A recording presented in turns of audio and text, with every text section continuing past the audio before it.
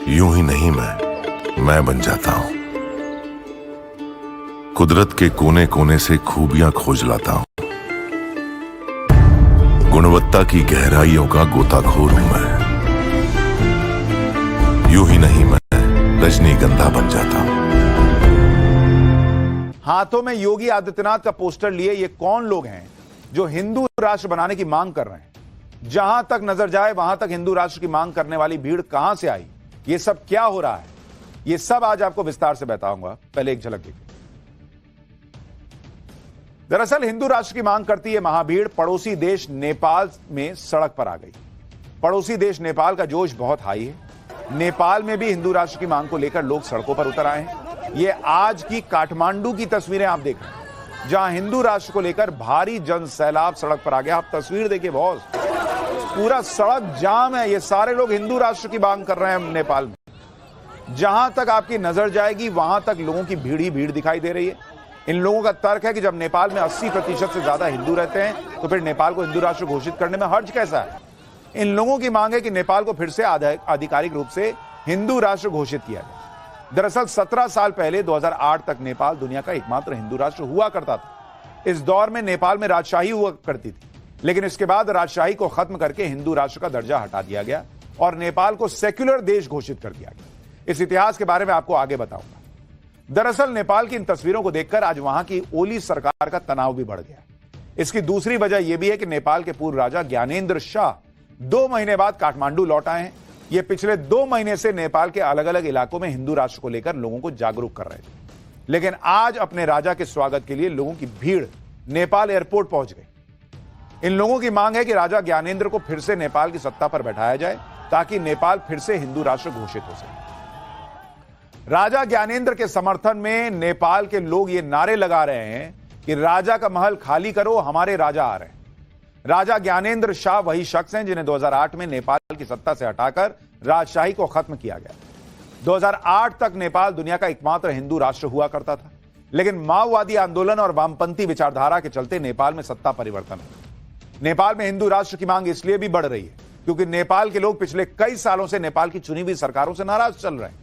2008 से अब तक पिछले 17 सालों में नेपाल में 17 साल में 13 सरकार बदल चुकी है।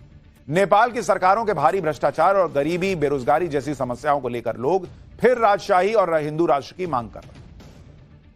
हिंदू संगठनों का तर्क है कि जब ताकतवर देश खुद को ईसाई या इस्लामिक देश कह सकते हैं तो नेपाल हिंदू राष्ट्र क्यों नहीं हो सकता? पिछले कई सालों से राजा ज्ञानेंद्र भी हिंदू राष्ट्र की मांग कर रहे हैं, लेकिन इस बार यह मांग बहुत ज्यादा मजबूती से हो रही है। कई छोटी बड़ी पार्टियां इस पर जनमत संग्रह की मांग कर रही हैं। नेपाल में कैसे बवाल मचा हुआ है, इसकी एक झलक देखिए।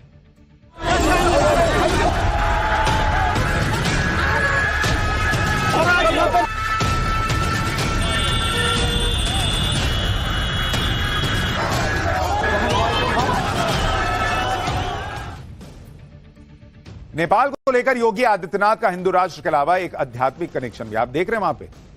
जरा वो तस्वीरें दिखाइए। कई तस्वीरों में वहां पर योगी आदित्यनाथ की तस्वीर दिख रही है। तो अब सवाल ये उठ रहा है कि भाई योगी आदित्यनाथ की तस्वीर लेकर हिंदू राष्ट्र की मांग क्यों हो रही है नेपाल में?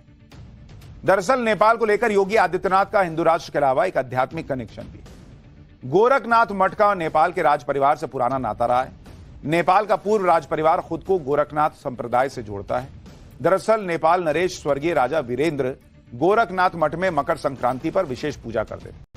योगी आदित्यनाथ के गुरु महंत अवैधनाथ राजा वीरेंद्र के आध्यात्मिक मार्गदर्शक थे।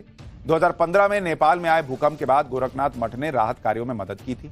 इसके अलावा भूकंप की वजह से टूटे मंदिरों के पुनर्निर्माण में योगदान दिया था। 2017 में नेपाल में आयोजित विराट हिंदू सम्मेलन में राजा ज्ञानेंद्र शाह ने योगी आदित्यनाथ को आमंत्रित भी किया था। पिछले महीने महाकुंभ में सीएम योगी के निमंत्रण पर राजा ज्ञानेंद्र प्रयागराज आए थे। पिछले कुछ सालों से नेपाल के कुछ हिंदूवादी संगठन और राजावादी नेता देश को पुनः हिंदू राष्ट्र बनाने की अब मांग कर रहे हैं। हिंदू राष्ट्र को लेकर नेपाल में चल रहे आंदोलन की एक तस्वीर आज बहुत वायरल हो रही है। तस्वीर नेपाल की सड़कों पर लोगों की भीड़ यूपी के सीएम योगी आदित्यनाथ के पोस्टर को लेकर प्रदर्शन कर रही है। बहुत से लोगों के मन में यह सवाल आया कि नेपाल में सीएम योगी का क्या रोल है?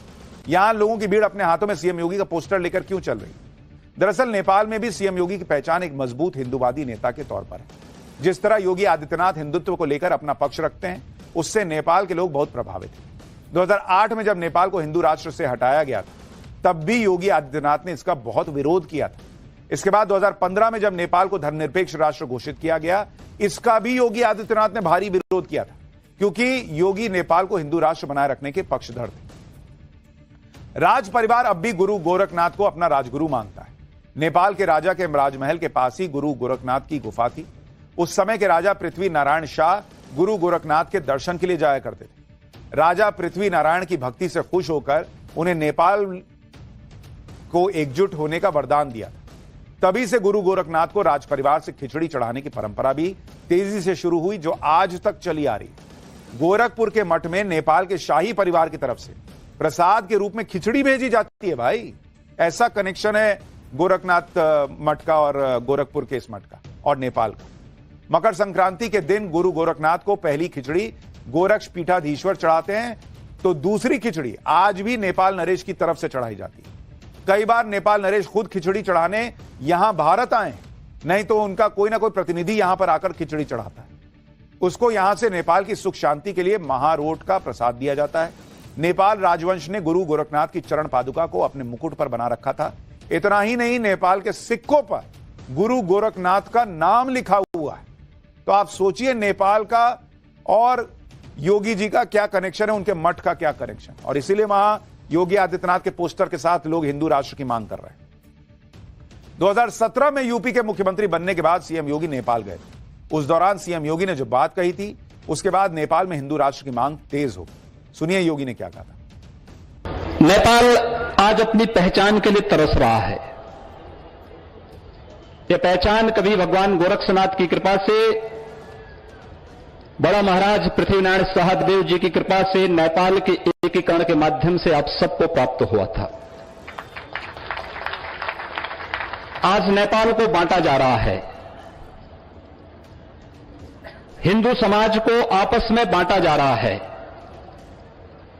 एक नेपाल ने, स्वतंत्र नेपाल ने दुनिया के किसी जाति, किसी मत, किसी पंथ, किसी मजहब, किसी संप्रदाय का बिगाड़ा क्या था कि आज नेपाल की इस हिंदू पहचान को समाप्त किया जा रहा है। नेपाल के हिंदू संगठनों का तर्क है कि अगर सनातन को बचाना है तो सेक्युलर कहने से काम नहीं चलेगा। नेपाल की जनसंख्या में पिछले 10 साल में मुस्लिम और ईसाई आबादी की हिस्सेदारी हिंदू और बौद्ध आबादी की हिस्सेदारी में बढ़ी है और हिंदू और बौद्ध आबादी घटी है। साल 2011 और 2021 के सेंसस के मुताबिक अगर आप देखें तो हिंदुओं की आबादी 2011 में 81.3% थी, 30, जो घटकर 81.19% रह गई। अगर आप देखेंगे बौद्ध धर्म की, उनकी आबादी 9% के आसपास थी, जो घटकर 8.2% रह गई। मुस्लिम आबादी 4.4% से बढ़कर 5.09% हो गई, और जो ईसाई मात्र 0.1% आबादी होती थी उनकी, वो ऑलमोस्ट 2% के करीब पहुंच गई। तो कई लोगों को लग रहा है भाई हिंदू आबादी घट रही है, और इसलिए उनको लगता है कि हिंदू राष्ट्र नेपाल को फिर से घोषित कर देना चाहिए।